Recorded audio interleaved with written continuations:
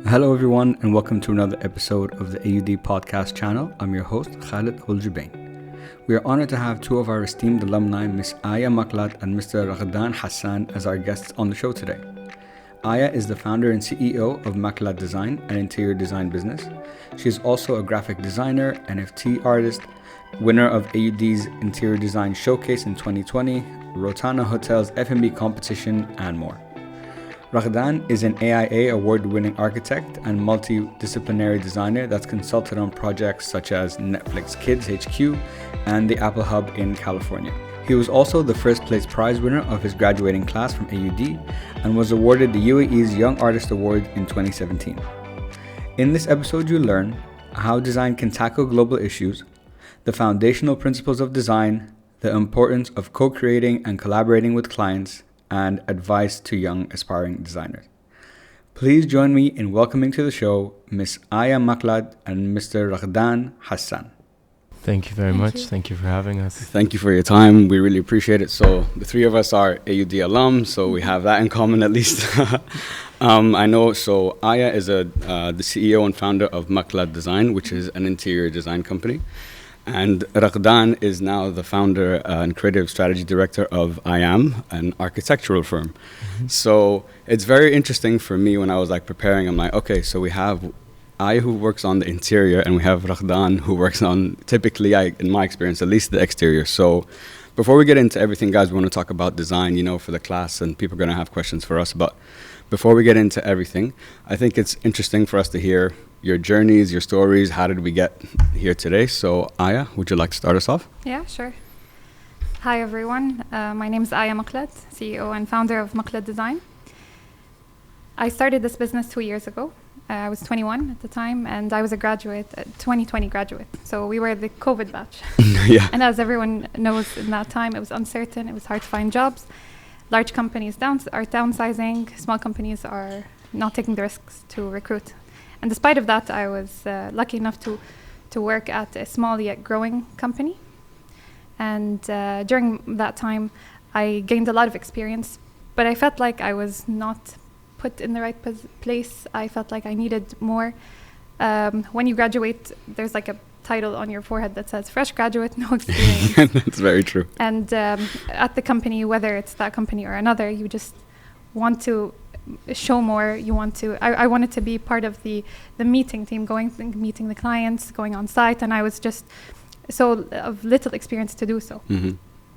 So I didn't feel like I was supposed to be there. One day I get a phone call from an old friend, and he's asking me to if I know a designer that wants to take on a project from A to Z. It was a restaurant project, and at that point I thought to myself, do I want to stick to that 9 to 6 robotic working scheme where you check in, check out, get the job done and leave, or do I want something more of a challenge? So I took that opportunity. I feel like life throws a lot of opportunities at you, and if you don't take it, then what's the point, right? So I took on the project. I quit my job, and I'm not saying 9 to 6 is a bad thing. We need to go and get recruited like everyone else. But I felt like it was just not for me. After a very successful project with lots of ups and downs, meeting new people, contractors, site, lots of challenges, that's where I was like, hey, I can do this. I could do it once, I could do it 10 times, I could do it 100.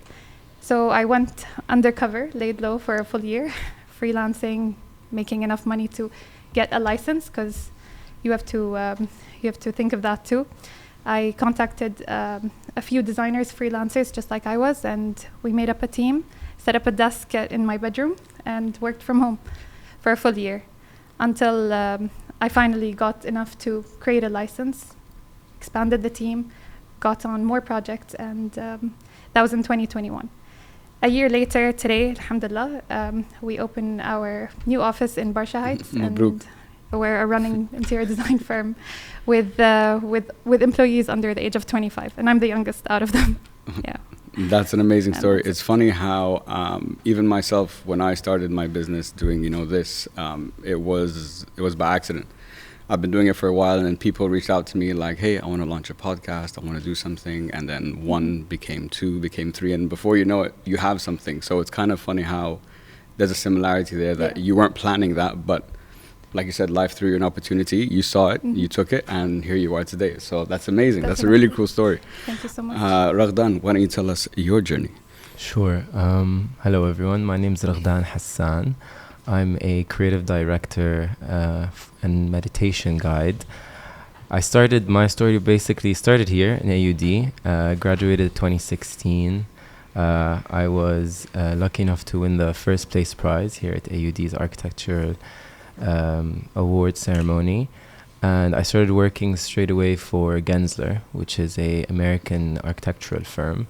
And first it started off in Dubai, and then 2 years into being here in Dubai, I was transferred to Los Angeles to work with them in their headquarters in California, and working on very exciting big projects like Netflix Kids headquarters, Apple Hub in California. And I was doing that for about 5.5 years. At that point, the architectural profession became a little stressful, as all design students know. I'm sure Ayah is very aware as well.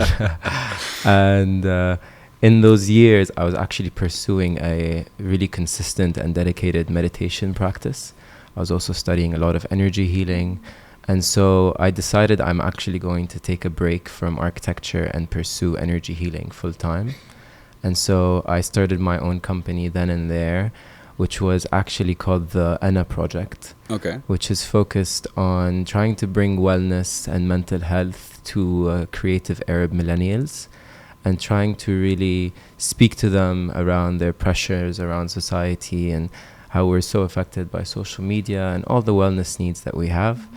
And I did that for about 2 years. I now guide meditations here in the city across Dubai, and host different workshops around well-being.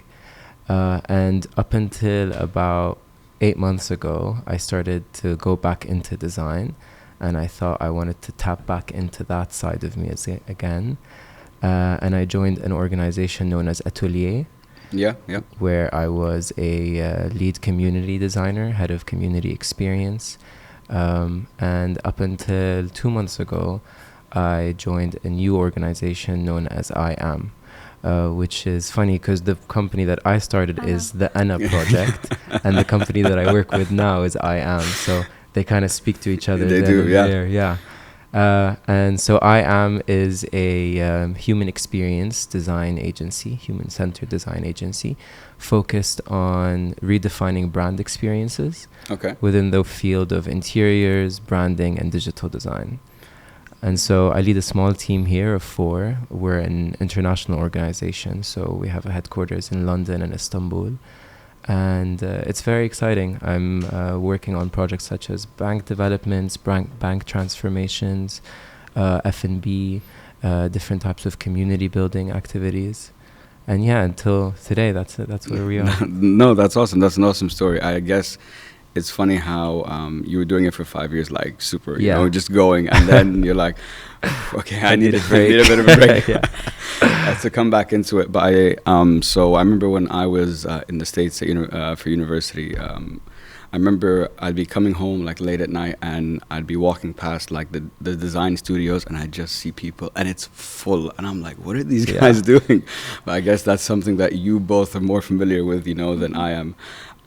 Whenever you're trying to, I guess, go out, do something on your own, for example, the thing you did was like the meditation, or you with your business, I think you always have that like, oh, will it work? Won't it work? Best, mashallah, both of you have won multiple awards, and we all need that bit of validation sometimes, to give us that confidence to go out. So do you feel in both your examples that those kind of things really help push you, to take that next step? Ayah, you want to go first? Definitely. Personally, if I speak a little bit about my career, yes, I did start an interior design business right after I graduated, but I've been working since I was 15. I worked at Apple for 3 years, graphic designer. I interned every summer in university. I was into the industry, and I even assisted here in AUD as a studio supervisor. So I felt like these achievements would give you that push to go to the next level. That maybe a normal job isn't normal for me. I need something extra. So I think that push, the competitions, the courses here, everything plays a role to push you to the next level. I think that's important. Yeah, no, I think that you're 100% right. That is super important because, like you said, it's not just about the work experience that you've done now. It's all those little things you did over that time that when you decided like, oh, I want to start opening my own thing, that you're like, okay, I feel like I'm ready to do this, you know, I have that vibe. How about you, Raghdan? How did that affect you? Yeah, I mean, I think you need that affirmation. Exactly, yeah, that's a good word, yeah. From like your experiences. You kind of pursue certain awards, and then when you win them, you get that sense of self-recognition, and you start believing this new narrative that you tell yourself that I am capable, I can create something new. And I think that was the mindset that I went into with the Anna project. It was I want to create something that's my own. And as Ayah was saying, like at one point you notice that you're kind of tired of the 9 to 5. Sure. Which is a narrative that you play out here. Now, I don't want to like bash the 9 to 5 because I went back to the 9 to 5. There you go. For good reason as well. Yeah. I personally have realized how much I enjoy it now. It brings about a lot of sense of stability, foundation. Yeah. There's this sense of routine and safety, but there's in that opportunity where you can actually step out and start your own company, which is what I was doing for about 2 years. You face a lot of challenges. For sure. You come across things that you didn't expect. And what's really needed is this dedication and commitment. And when you fall, you get back up and things pass by you that you don't realize, you don't expect. True. And yeah, I think this relationship you have with yourself where you're constantly self-affirming, even if you're not winning awards, you need to be your own and biggest support system.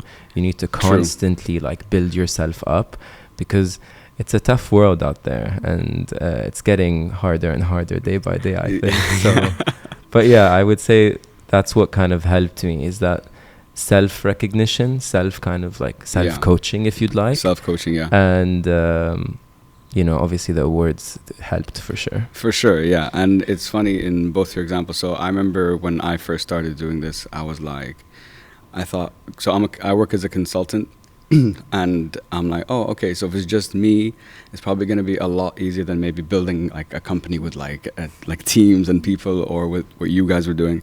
Then I realized very quickly, I'm like, oh, this is just as hard. It's not as simple as, that is.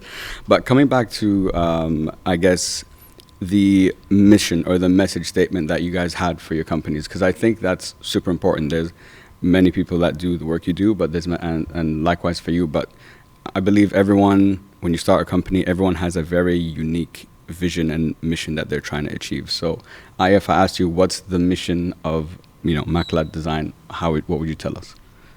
I would say in Dubai, we don't need another interior design firm. We have a lot, and I think our vision is a little bit more different than other firms in the sense that it's youth-driven, and we want to change the idea of going back to the 9 to 5, 9 to 6.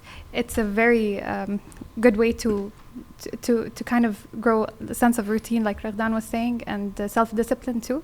But I was a freelancer myself, and I used to work from the beach, from home, abroad, from different places, and I think the vision at the business is just to kind of work from anywhere and just give a lot of ideas, and depending on the environment, you get to also use that as a design tool. Sure, yeah. Within designing to kind of get the projects going. So it's kind of more of the employees are very young and they're driven and can work from anywhere. I think that's something that after COVID hit started becoming a big thing of working from anywhere, and I think these two are important key elements in our vision, and definitely trying to create a change in the industry. Again, we don't want to be a conventional interior design business. We want to create a change. We want to do something different. Yeah.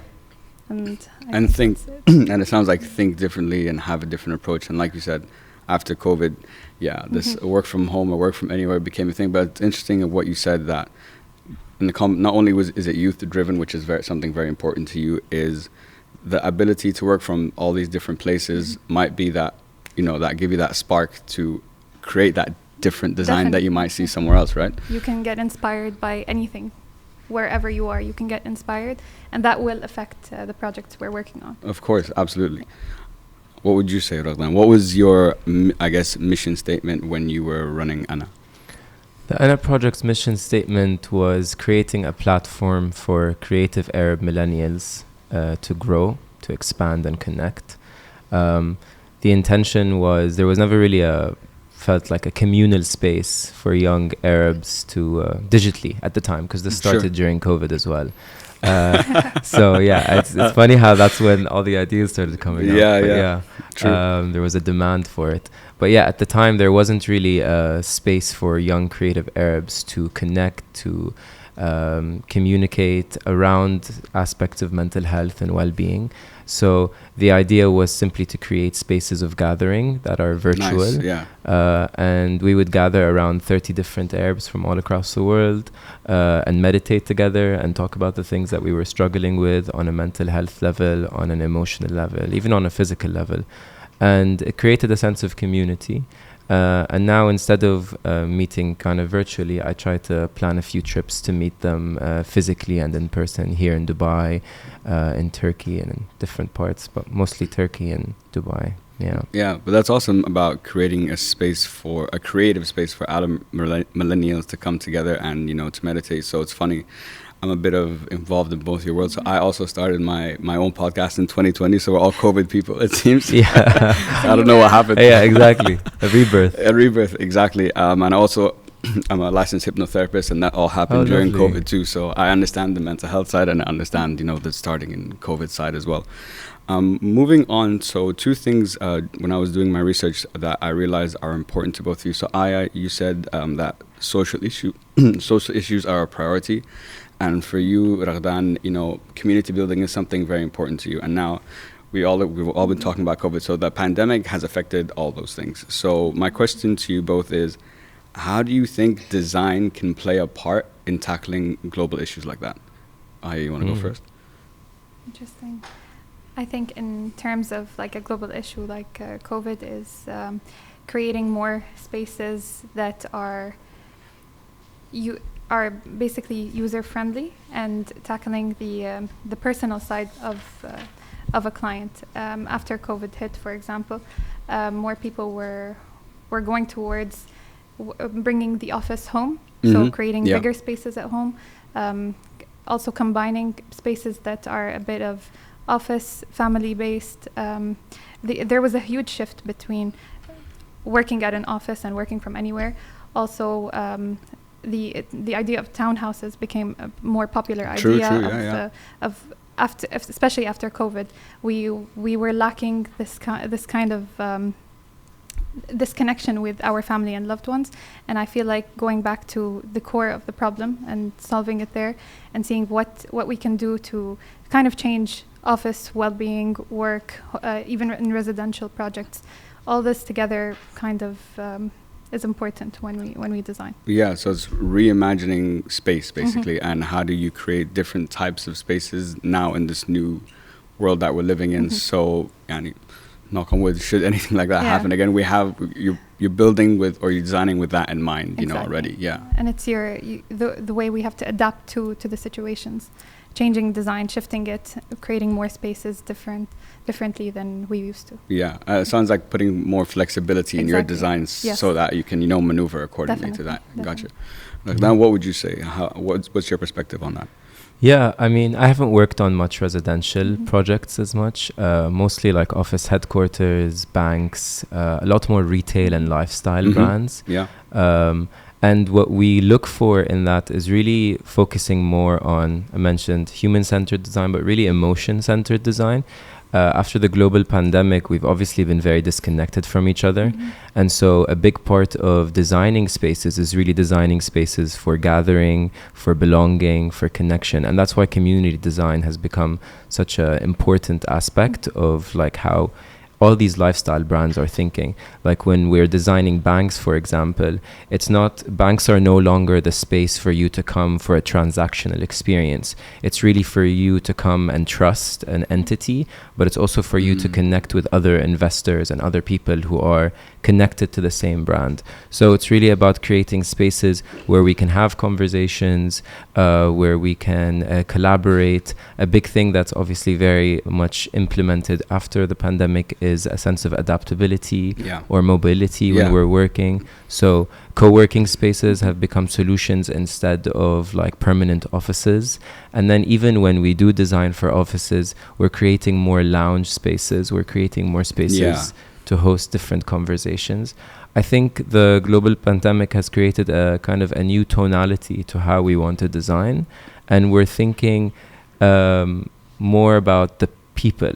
Like they're more people-inspired experiences, people-inspired spaces. So it's really about how can we have people connect with each other and still experience the brand in its fullest. Yeah. So creating the bank was an interesting example. I'm like, how do you create that in a bank? You know? Yeah. But I get what both of you are saying. The ability to create a space for adaptability, flexibility, and it's interesting that you said emotion-led, you know, thinking of not just how do we want this to look or whatever, thinking about how do we want people to feel in this space and to facilitate those kind of gatherings, these kind of conversations and so on. It's interesting between the both of you. So I'm like, okay, we have an interior designer, we have an architect. So usually we need both of you guys. So one's inside, one's typically more on the exterior. So the question I was thinking of, I'm like, okay, you both have a similar background in your design journeys, and like here at AUD, for example. So my question to you both is, how do the foundational principles of like when you start thinking about design apply differently in your areas? Raghdan, you want to start? I mean, I wouldn't say it's entirely different. What I care for, every architect and every designer does it differently. I really care for concept. I'm very much a storyteller. Okay. So I like to tell a story throughout as you're experiencing the space. So it's very much visitor focused and kind of taking that, if you'd like, customer journey throughout the space and really designing every space as the person goes through it and keeping in mind the emotion that they're experiencing with whether even if it comes down to the product, but also to the space itself, to the materiality in the space, to the circulation or how someone is kind of passing through the space. So for me, customer journey is very experiential. It's very important. And really trying to tell a story throughout the design and having that story pop up every once in a while, reminding the person of how they're connected to this narrative. I would say, I mean, it's the foundations is always really finding that narrative that you're trying to work with and then putting pen to paper and trying to kind of translate that into a more of a physical understanding. Interesting. What would you say, Ayah? Do you find there are differences, or there's maybe, cause I'm not a designer, so apologies, I don't know.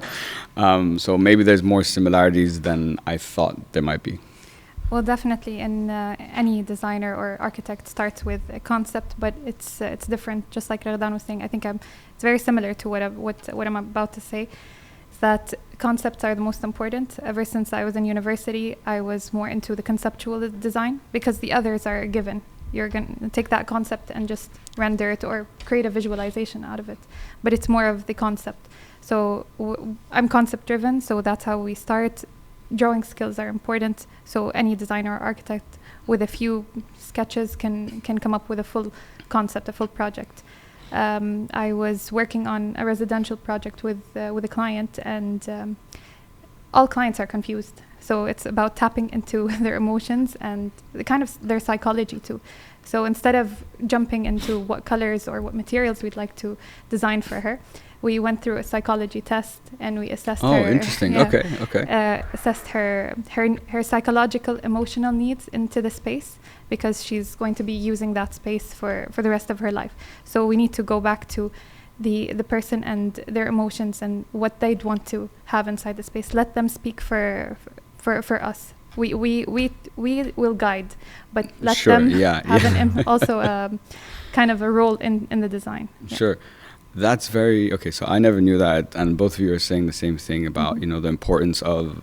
I never knew design had so much human factors built into it. I just, as someone who doesn't know, I'm like, oh, design is how is this room gonna look? How is that chair gonna look? How is these walls gonna look? I never thought about the emotional or psychological side that you have to bring into your concepts when you're designing. So on the concept of concept. What are the fundamentals then that people should be thinking about when like you're laying out that concept? What are the things that have to be there for it to be at least like a concrete concept? Do you want me to start? Yeah. Okay. It changes. I wouldn't say, honestly, every project is different. And sometimes the concept shouldn't be as focused as maybe like the function, or sometimes the form plays into play. Like it really has to be unique to that project. I would say conceptually depending on your approach, whether you're using certain materiality to express a concept, whether you're using circulation, when it comes to residential, it really is about psychological, human-centered design. I would pursue kind of understand what the intention is of the project. I'd understand what the function is and work around that, trying to build a narrative that falls in line with that intention. What would you say, Ayah? What are your thoughts? That's a very good answer. I would add to that experiential design, going back to the client. Once we lay out a concept and take it with the client, I always think of it as if you're designing a museum. I used to be a fan of museum designs, and I did that for my senior project. And I feel like when you think of it as an experience, as taking someone through the space, circulation, where do we start, where do we end, how the space shapes the design is very important. And it all goes back to that person. So I think laying it out would be definitely sketching ideas, because when you put that on paper, it just changes. And having conversations with your client or with the person, and just brainstorming. Gotcha. Yeah, okay. Brainstorming, sketching, and taking that and translating it into the design process. Interesting. Yeah, I mean, to add to that, I think I would say where we're heading towards more in the world of design is really co-creation. It's not like I know better than you, and so I'll design this space in this specific way. It's really about bringing the client in and collaborating on what the experience is about, because you really have to understand their needs. And so it's really about co-creating that space together. When we at when we host any types of like workshops, it's really about understanding the needs of the client from a customer perspective, from a branding perspective, from what are they looking for in terms of the space. Like there's obviously a lot of visioning exercises. There's a lot of putting pen to paper, having them also illustrate what their needs are. So I think we're stepping more and more into the world of we need to co-create and we need to co-design things together, rather than I just kind of give you a sketch and if you like it and then I go back. But really it needs to be more of a collaborative process. A collaborative process, yeah. And it's funny, both of you said similar things, that it sounds to me, at least what I've taken from what you guys have said, is the end goal or that experience will dictate, how I'm going to start thinking about the concept.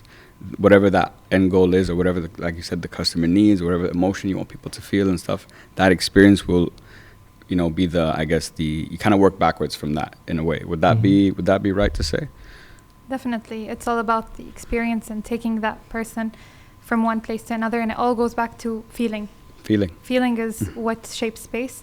We can draw many walls and take them through spaces and tell them it makes sense, but if they didn't feel it, if they didn't have their own input, then our space would be just another space. So how can you take a space and transform it into something that's it's to give it a bit of soul, I guess, and let that person also interact with it and never get bored of it. Gotcha. Okay, it's interesting. This just came to me. I'm like, I think it would be good for people to hear about, because you both work with clients in different ways in different fields. But from the sounds of it, there are a lot of similarities across, given that, you're both designing, even those different types of things. So I guess because I'm sure not every client is maybe the easiest to work with, and then they both start laughing. So I guess in your experience as designers, when working with clients, what is some words of advice or lessons you've learned that you think it would be beneficial to, you know, students, you know, preparing to enter that world? Put your ego aside. I would say a big thing for me is like, I mean, essentially we're all people, right? Of course, like, yeah. it really comes down, like, whoever the person is, the client, he has his own concerns. He has someone above him also kind of telling him what he needs, or she needs to have something done in a specific way. And so you have to always remember that what you're offering is a service. And the fact that it's a service means that you need to be on your best behavior and really lead with your heart. Yeah. I think really, I mean, I'm just saying this, but like now that I'm thinking about it, like heart-centered design as well. Really, even in the process of working with that client, whether it's in a workshop, you have to have your heart be open, because they're going to say things, they're going to have certain needs, they're going to express things that don't make sense. And all these things you're going to have to kind of breathe into and kind of like let pass and then try again, you know. And it's about that. Some clients are rude, and some clients step out of line, and some clients cross boundaries. And there's always this kind of need for you to self-regulate. And every once in a while, if they cross that line, you still have to send that email that kind of sets them in their place, because you have a part to play in how design is progressing through our life. Like, if we keep saying yes to everything and we keep kind of accepting all the blows, then the design as a field won't be as respected, because I feel personally sometimes there is a bit of abuse in the relationship between the client and the service. And so I'd say you have to kind of check in with yourself, but also keep a heartful, mindful kind of approach to the client. I think that's a very important element to drop in, because having boundaries are important. Sure. Sometimes you end up working 12 hours a day to prove to the client that yes, this is what you want, and then the next day they change their minds.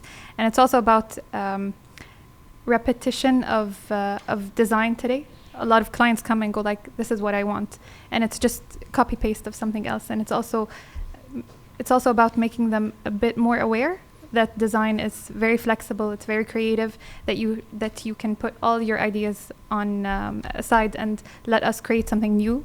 So it's also giving them the flexibility of creating new ideas. And boundaries are very important, because you're supposed to create many options and give your all to a client, but boundaries are very important.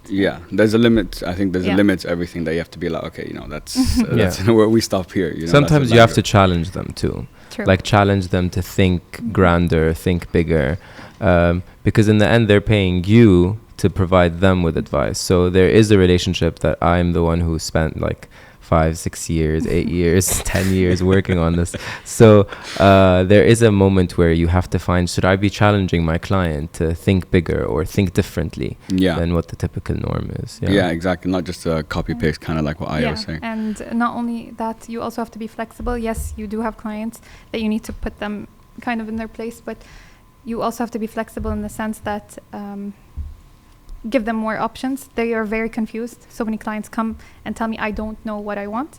So it's also about taking them and making them sure that making them trust you, and taking that into consideration of, personally, yes, I'm young. I have that. This is one of the biggest challenges. Yes, I'm young, but you can trust me, and I can take on your project from A to Z. And it's 1, 2, 3. It's 1, 2, 3. No, exactly. I think putting your ego aside is a really good one. Also, you know, giving them options. You know, because a lot of times, like you said, they don't know what they want.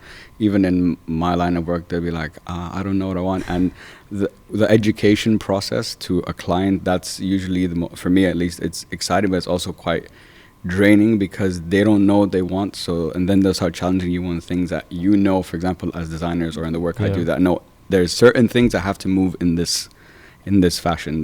We're the experts basically, you know, in our fields, and that's why you've hired us to do that job. I look at design as art in a way. So every artist has their own, style, their own thing that you can look at. Oh, that's a Picasso painting, or that's a whatever. So do you need to develop your own style as designers in order to be, successful? Like, how do you stand out as a designer? I guess that's my question. What would you say, Raghdan? Yeah, I mean, I think there's going about it two different ways. Okay. There's the one, you see the architects that have their own unique style. We have Zaha Hadid, Foster Partners, Exactly, yeah. and even local brands here like Pahlavi Deen or whatever kind of brands. Some people have their own tonality, and you see how that kind of falls into the design. The other perspective to go about it is, no, I'm actually more focused about what my client wants and my client needs. And so I'm really focused about his or her perspective and what she's looking for, and trying to work around that and kind of constantly understanding. And I think this is what's important about the first stages of the design process, which is the workshop, which is where you bring the client in to speak to you. You understand what her needs are, what her tastes are, what his idea for his future project looks like. I think that's very, very crucial, because that can really create a sort of like clarity for you as you move forward. So I think it is a balance of you having that sense of, as we mentioned earlier, like authority of like, this is what I think is right. But also, and this is also my style and how I go about it. In the end, they did choose you, so they chose you for a reason. Exactly, yeah. And then the other aspect is like, no, I also want to work towards her tastes and her designs and what she's looking for. Yeah, so it sounds like you can still, though, it sounds like it's a combination of the two. You can still input your own tonality, like you were saying, into the client's design in a way, as long as there's, I guess, an agreement from both sides that, okay, this worked, we're happy with that, right? Yeah. What would you say, Ayah? I think that's very true. If you leave the client to design for you, then it's just going to go sideways. You have to put in your input, but at the same time, as a startup, you need to say yes to everything. Any project that comes by, whether it's residential, F&B, retail, just say yes. True. We've done weddings at some point. So just say yes to everything. And then at some point during the kind of a few years in, let's say, in the business, then that's where you have your brand. It shows when you walk in a space, you know that's Raghdan's work, or that's Ayah's work. Yeah, exactly. So it's really important to have that print, and I think it slowly comes by within the years of, yes, that's a person I would work with, and then you start creating your own niche. I only work with retail projects, and that's it, and people want me for that service. Yeah, so it sounds like you need to have multiple different types of experiences with different clients, different types of projects to narrow it down and develop your style over time. After a couple of years, you can look at your portfolio of work and be like, okay, I can kind of figure out what's like Raghdan or Ayah style right now. I think it's super important to really try so many different things in the field of design. I mean, I don't like to label us, like, for example, us as an architect, like, oh, I only do architecture, interior.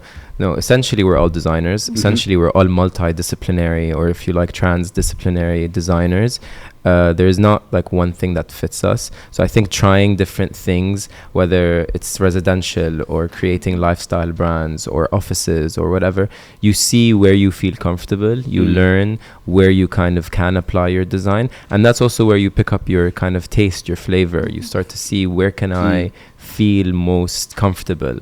I think it was a very important point that Ayah brought up. Definitely. And even here at our time in university, we're given so many projects in so many different fields, and I think that's also important to kind of know where you'd like to go and where would you like to emphasize, and then taking that in the first few years of starting up a business and also experiencing hands-on with the implementation process, and then that's where you go like, this is what I would like to specialize in. And just like Raghdan said, if you can design a water bottle, you can design a chair, you can design a building. So it's all the same concept. It goes back to the concept of design. That's really interesting. I love what you both said, that it's, not to, I guess, box yourself as I'm an architect or I'm an interior designer. That means I only do this. You are designers by nature. You just decided that this is something that felt better for you. This is what your interests were, and likewise for you with, interiors. One important thing, obviously, as designers is creativity. And now creativity is, I think, I believe it's a skill that you can develop and foster over time. So, but also I think creativity is like, if you look at it like a bottle of water. Like it's full when you start, for example, a project, or when you start, working with something. But as time goes on, it gets drained, and then you need, like, for example, you took that 2-year break. You need a time to go, like, okay, I need to recharge. So so 2 questions. First of all, to the both of you, how would you say, or what advice would you say? How do you develop yourself creatively? Ayah, you want to go first? Yeah, sure. It goes back to before starting the journey of interior design and studying it.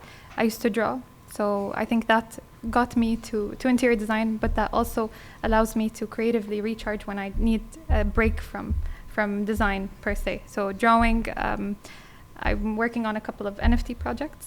So I think that's awesome. That's really cool. It has nothing to do with interiors, but I feel like it's a different kind of approach to drawing characters and that, and I think you need that break. But at the same time, it's not only how to creatively recharge using just another design tool, because you're still doing the same thing, you're still designing and drawing, but it's also about doing something that has nothing to do with design. Exactly.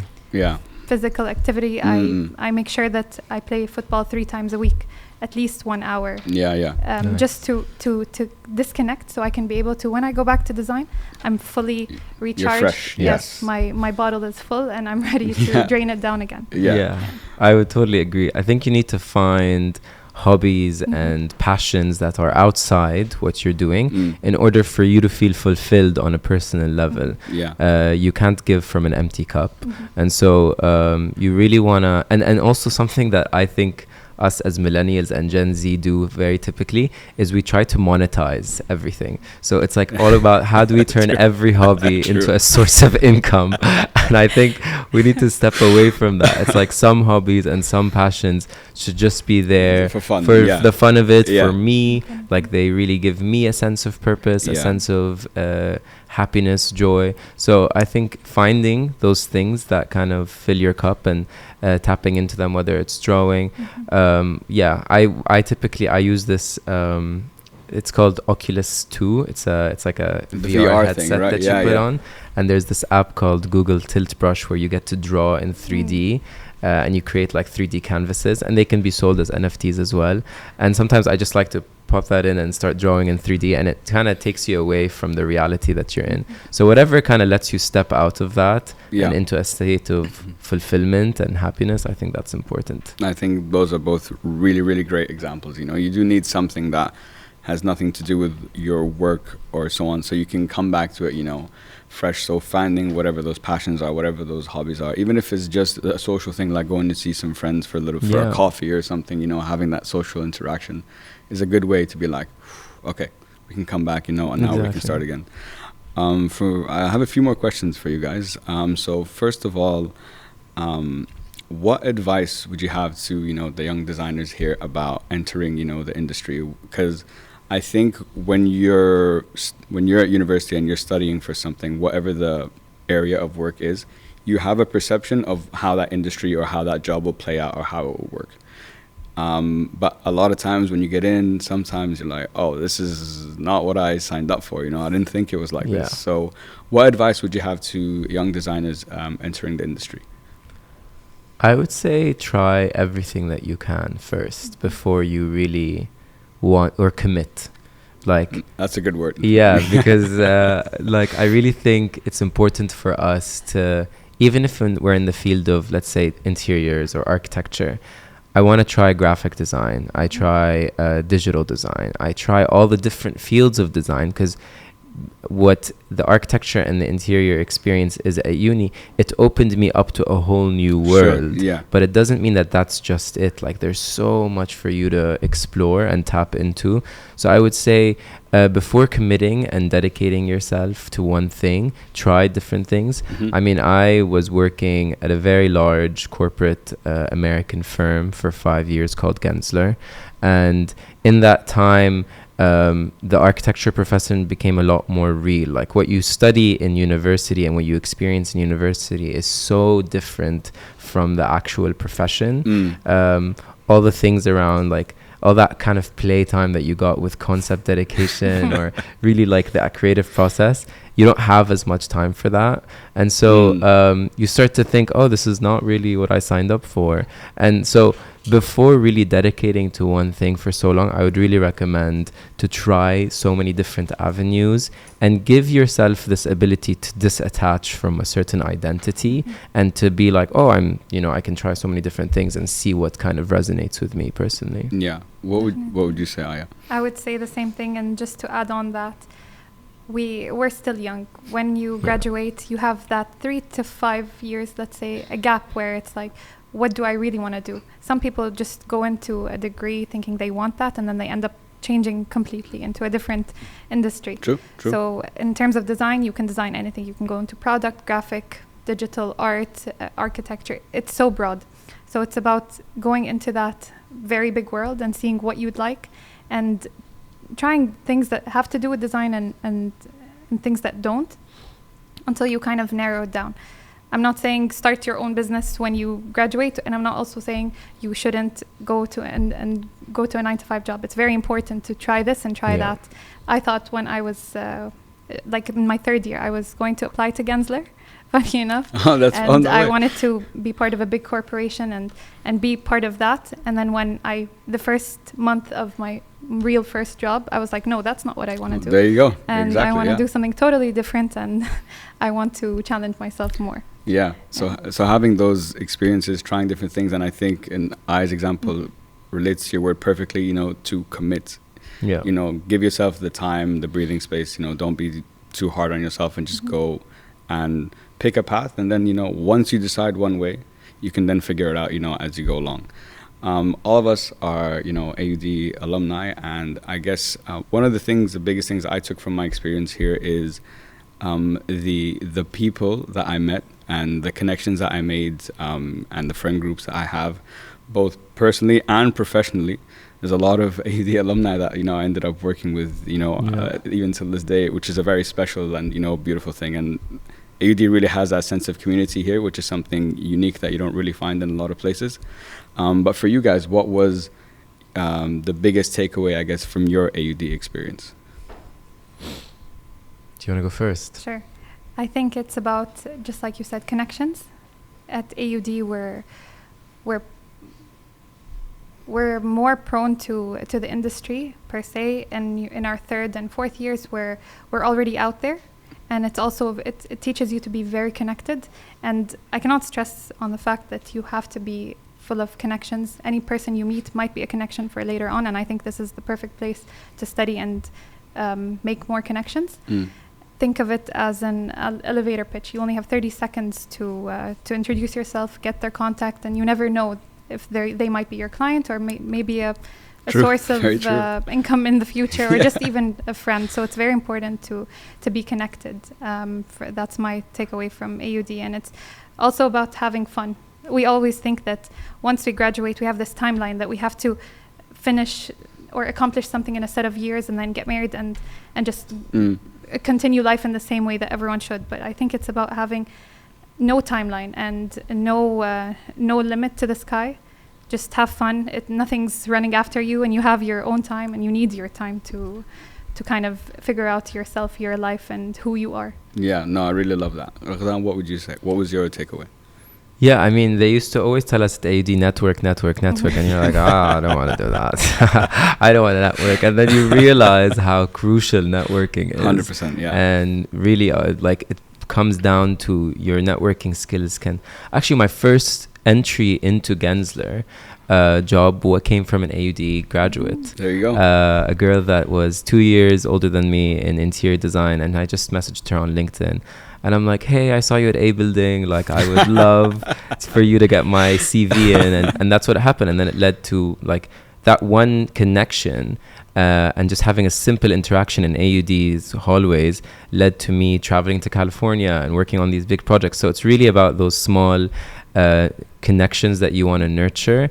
I would say even something that's a huge superpower about AUD is really the context that we're in.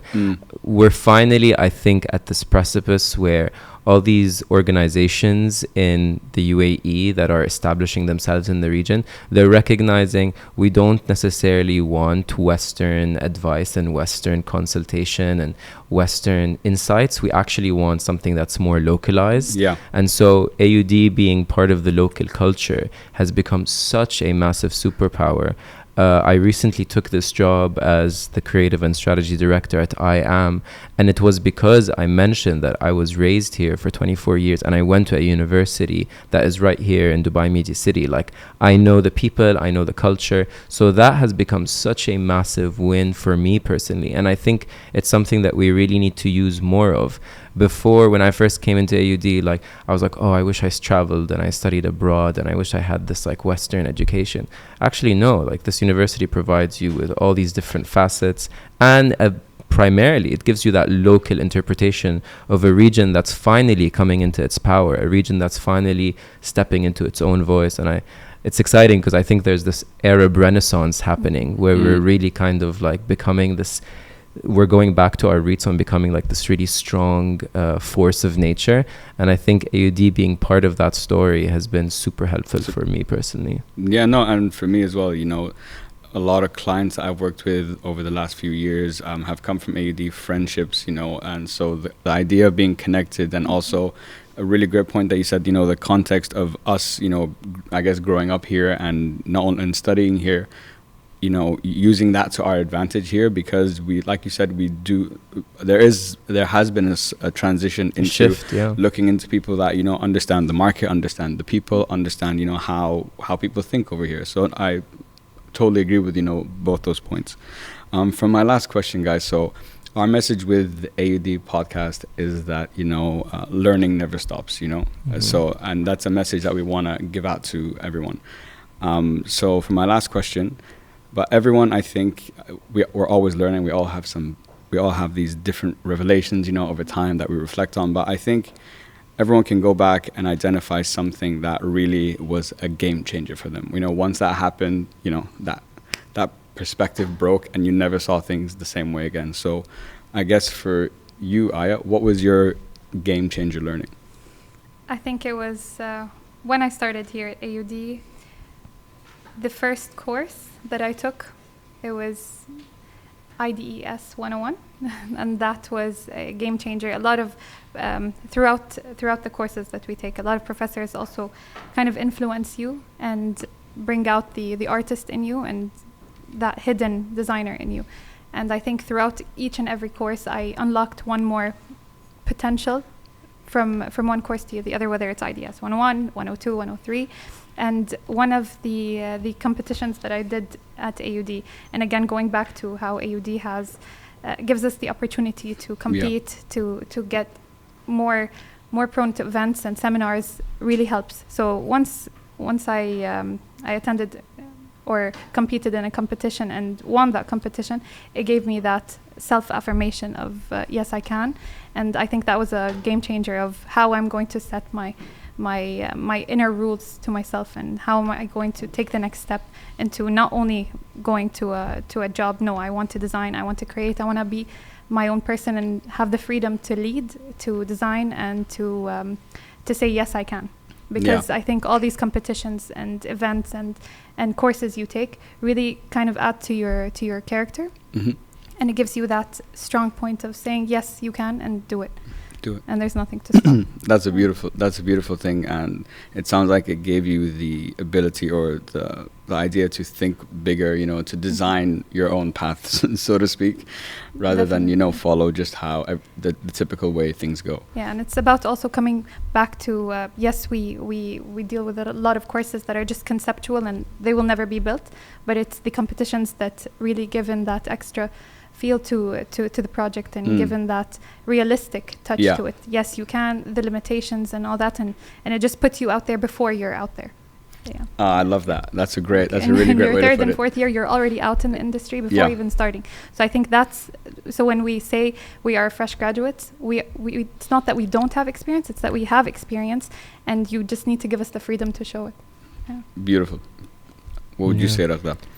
I'd say the biggest learning experience for me came out of traveling, to be honest. After AUD, I did apply to a few competitions. Something that I would recommend everyone apply to is the AIA Awards and the UAE Young Artist Award. Those definitely put you in the limelight. Those are what kind of led me to winning different jobs and opportunities. But for me, when I traveled to California and I worked there for about 3.5 years, seeing, like, stepping out of my context and my comfort zone and being put in a entirely new environment and learning about new design, learning about how different people talk about design, that has been super rewarding. After graduating from AUD, I was actually chosen to represent the UAE in the Venice Biennale. So traveling to that, seeing what architecture is happening on a global scale at these different conventions, at these different summits, has been super rewarding for me personally. I would say I would recommend anyone, any opportunity you can to travel, to experience design or learning in a new way. I would take it, because we can kind of be wrapped in this bubble and we kind of think that this is what the world is about. But once you step out of it and you put yourself in a new environment, you realize that there's a whole world out there. Yeah. It sounds like it's a combination of the two. Stepping outside your comfort zone, even, what you did with your business and so on, and also being proactive in what you're trying to do. The competitions that you both won and applied for and stuff really give you that confidence and that exposure for many opportunities in the future, and just for yourself as designers in general. Guys, I want to say thank you so much for both of you coming on the show. I'm not a designer, but for me, this has been a very eye-opening and engaging conversation. I've learned so much about design that I never knew about, and I think the audience and anyone listening to this can really take a lot away from it. So thank you both so much. Thank you. Thank you for having us. Thank you. It's been a pleasure. Thank you.